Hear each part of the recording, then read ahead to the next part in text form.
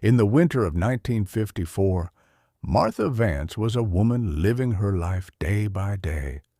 Her life a repetitive cycle of sewing and listening to the wind rattle the window panes of a farmhouse that felt far too large for a widow of 30. That was all suddenly about to change. The night the sky broke open, there was no cinematic explosion, only a low-frequency vibration that made the milk in her refrigerator curdle and the local dogs fall into a sudden, terrified silence. Then all of a sudden, she found him standing in the tall corn, silhouetted against a craft that looked less like a flying saucer and more like a rusted industrial boiler from a future that hadn't happened yet. He called himself an inhabitant of Ganymede, though the name he used was a percussive click of the tongue that resonated in Martha's chest cavity. He looked human enough to be uncanny, tall, with elongated fingers and eyes that possessed a secondary transparent eyelid, but it was his scent that haunted her, a metallic, ozone-heavy aroma like a lightning strike trapped in a jar.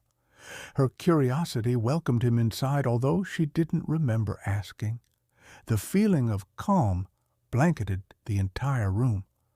All of sudden days felt like hours as time passed hypnotically as their relationship developed in the damp shadows of her cellar, a secret union built on a foundation of profound mutual isolation.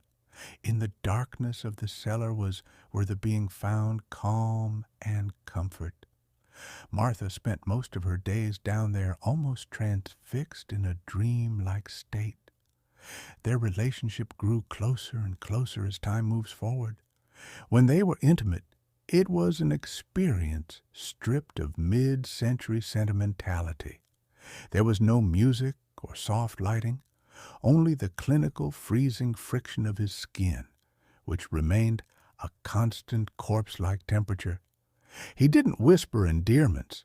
He asked precise, terrifying questions about the salinity of her sweat and the rhythm of her pulse, documenting her humanity as if he were cataloging a fading species.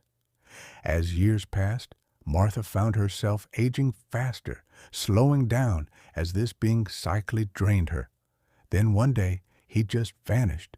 She went to check the cellar, and he was gone. Just like that. After 11 years, the being had just vanished, leaving Martha to mentally pick up the pieces of what was an unbelievable story. The true horror emerged decades later, long after he had vanished into the blackness of the Jovian shadow, leaving Martha to age in a world that felt increasingly thin and fake. As she lay on her deathbed in 1998, her daughter found a series of X-rays Martha had hidden beneath the floorboards, taken at a private clinic in 1955. They didn't show a broken bone, but a crystalline structure woven directly into Martha's pelvic bone, a dormant geometric parasite that had been slowly pulsing in time with Jupiter's orbit for 44 years. Doctors were left baffled as Martha disappeared into hiding to live out the remainder of her life, hoping to see the being one more time. He never did return. Eventually, Martha died, and her eyes turned that same translucent Ganymedian gray as the aliens. As family members could not understand why her corpse was changing color so fast, either could medical professionals. In her final moments, she had finally realized she wasn't his lover or even his specimen. Now beside death's door, she realized that perhaps she was so much more. Her final visions as her eyes grayed over showed an opening of what looked like broken glass. Then the being's large hand broke through and grabbed Martha by the hand. As one life ended, a new one began for Martha. Thanks for listening. Please like and subscribe.